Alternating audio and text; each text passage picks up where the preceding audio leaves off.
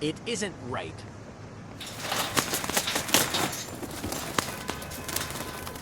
Quincy was just a kid. A kid I was supposed to protect.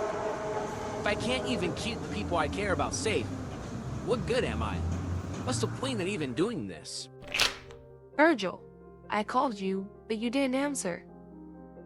Sorry, Mom. I was scared, sweet boy. After what happened? Oh, baby. Baby, I know this hurts. I understand how you feel. How could you know? Right? Now you're going back and forth between rage and guilt, right?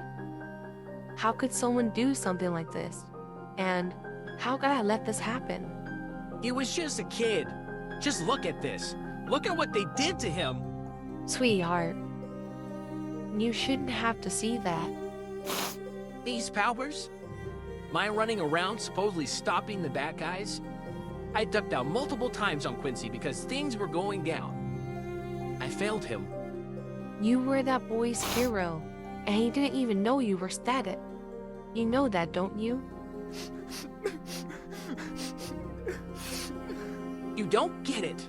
The guys that did this to him, I fought them before. But I always pulled back.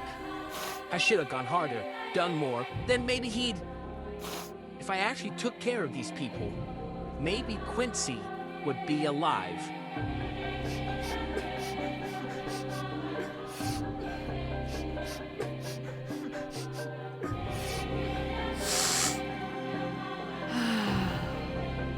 You think I don't know what it's like to be unable to save a life, no matter how hard you try? You scrape and fight, give everything in your body and spirit, and still is not enough? I don't wear a mask, that's true, but my nurse's uniform has known its share of blood and tears. There are so many children who come through the ER doors, and every time it's a little black boy. Do you know it's your face I see? But for every child that I can't save, there are a dozen that get to go home. It'll never make up for those we lose, not ever. But if the choice is to do the work or give up, it isn't a real choice. You have every right to grieve. You have every right to be angry. We're all angry. We're all tired. But ask yourself this. Would seriously hurting other people do anything to help Quincy or his parents or people like them? Or would you just be adding to the people who come through my ER? You have a beautiful heart and a brilliant mind, my love. If I could protect you from the evils of the world, I would. I love you, Virgil. I'm here. And I got you. DC, come here. Yeah, come on. Come a little closer. Why don't I have a Static Season 3? I'm sorry. I'm cool. Okay, but it is Black History Month, and Anthony Mackie took flight this week, pissing off white America with a $100 million opening weekend. And right now, I would like to talk about how that success was brought on by another white man's decision. No, not that white man. This white man. Yes, his decision, and how his decision led to that beautiful scene between a black mother and her black son in Static Season 2 over at DC Comics. Okay, so I know we all remember this scene from 2008. The truth is,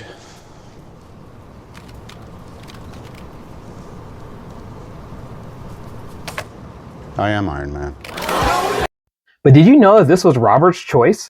True to the character of Tony Stark in that scene, Robert was supposed to just read the script and say the lines, which originally in the script, he was going to read the cards to give some outlandish lie of why he was not Iron Man.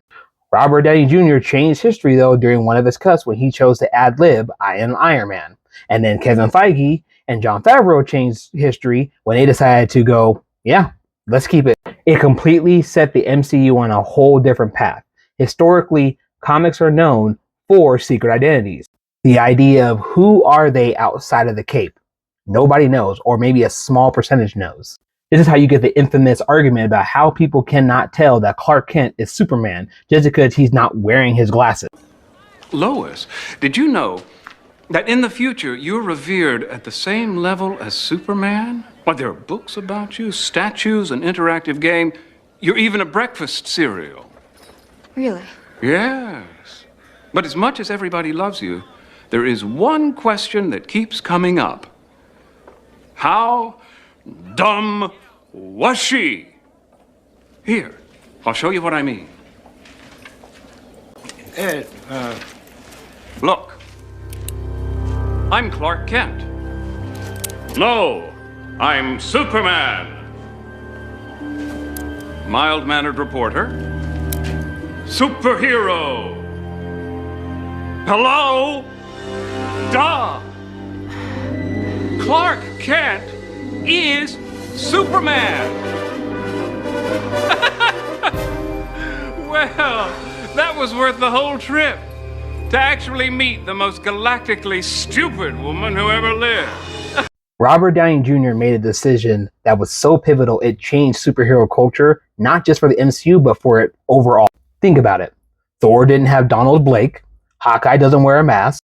Scott Lang has a book written about him.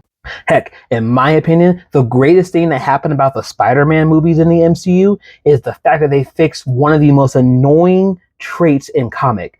And that is the fact that Aunt May does not know Peter is Spider-Man.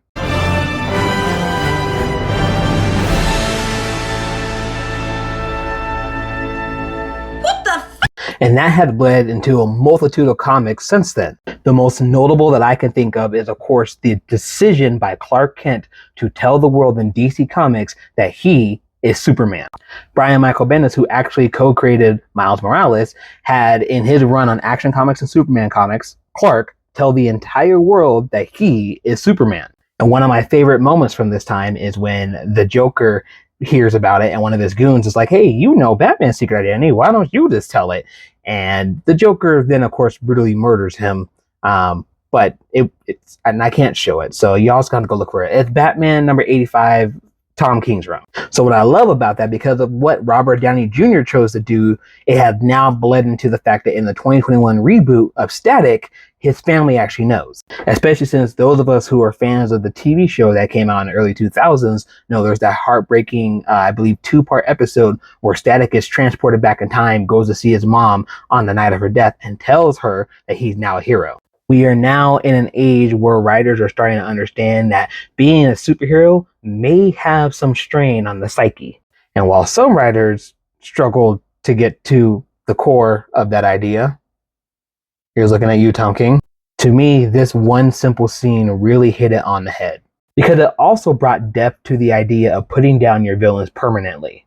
Something that this season Invincible is talking about through Oliver. But when it comes to secret identities, there's always been the argument of, oh, well, if my family knows, it will put them in danger, or they'll worry about me. Another example, one of the great things about the new Ultimate Spider-Man series is the fact that his whole entire family knows. One of the strongest aspects of the Flash TV show is the fact that Papa Joe knows from the beginning.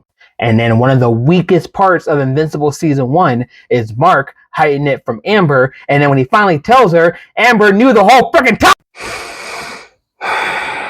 I will never understand why they created Amber when Adam Eve is already there. There was no need to create Amber. Anyways, I'm off topic.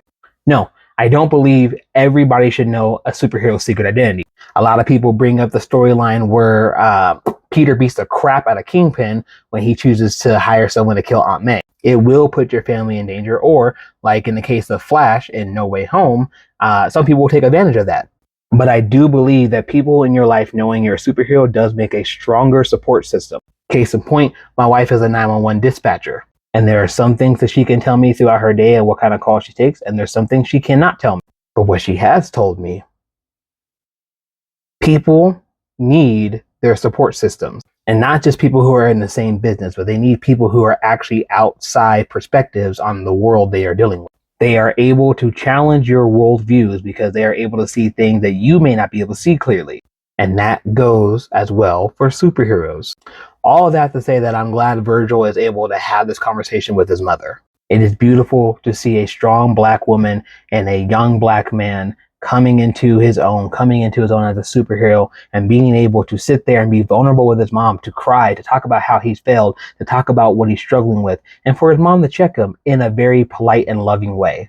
And we need more support systems, especially in the Black community, because sometimes we try to act like we gotta do it all by ourselves, and we shouldn't be. We should definitely be supporting each other. So with that being said, I really do hope that you have your support system. But that's enough rambling for me today. Do the social media things, like, share, follow, subscribe. I'm trying to get these numbers up, people. But as always, I am Upcoming Author. Thank you for getting caught up on my favorite media with me. God saying the same, we will get caught up later. Love y'all. Peace.